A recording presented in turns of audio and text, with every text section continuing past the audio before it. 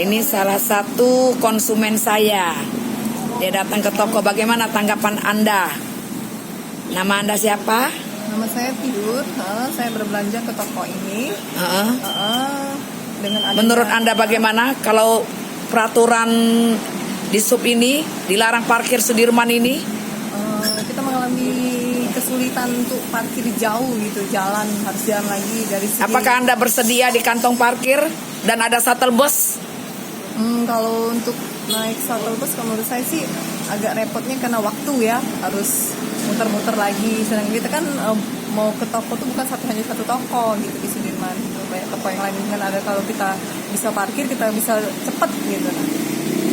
Jadi kedepannya kalau bisa kembali ke seperti semula, parkir di tempat toko yang ada.